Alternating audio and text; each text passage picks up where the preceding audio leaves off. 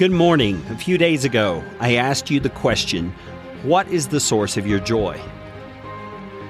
And the last few days, I've been pointing out that we cannot let the source of our joy become the things in our lives, or the circumstances, or the relationships, or the people.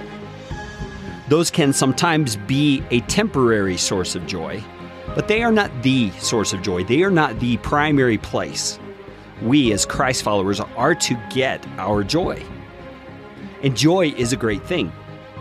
God wants us to have joy. See, and joy is different from happiness. Happiness is very temporary, it's fleeting. It is often based on circumstances and things and people. But joy is deeper. Joy comes from inside. Joy comes from God Himself. And today I want to dig in a little bit to this issue of enjoying God's blessings.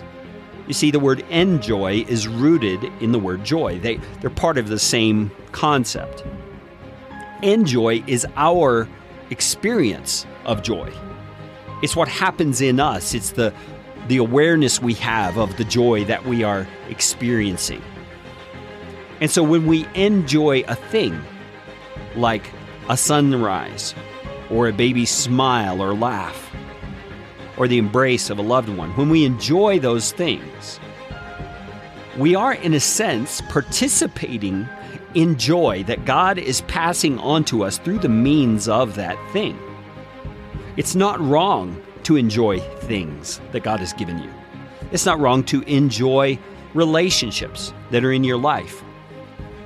It's not wrong to enjoy the blessings of things you see in the world and experiences that you're able to have. There's nothing wrong with those things unless they are things that God has prohibited for some reason, like sexual relations outside of marriage, that kind of thing.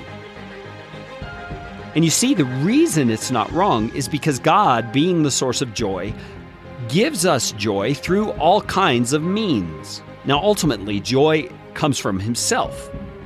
In His presence is fullness of joy, Psalm 16:11 says. But He transmutes that joy to us, if you want to say it that way. He transmits it to us through various means sometimes. And here's how I understand it to work. Let me just pick a circumstance here. Say, well, just last week, my wife got back from a week-long trip to see her sister. And I was driving to the airport last week, and I was thinking about seeing her again, and I was looking forward to enjoying her company again. And then once I saw her, man, such a big hug and a kiss, and we enjoyed talking with each other in the car. We enjoyed each other. And that experience of joy is a blessing, a gift from God. And it is a means of Him demonstrating the joy that comes from Him through a variety of means.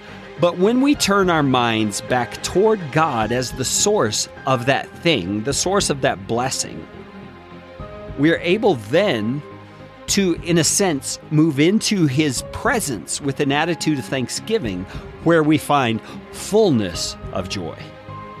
Do you see the difference? The experience with my wife is enjoyable. It is a joyful thing. But by itself, it's temporary.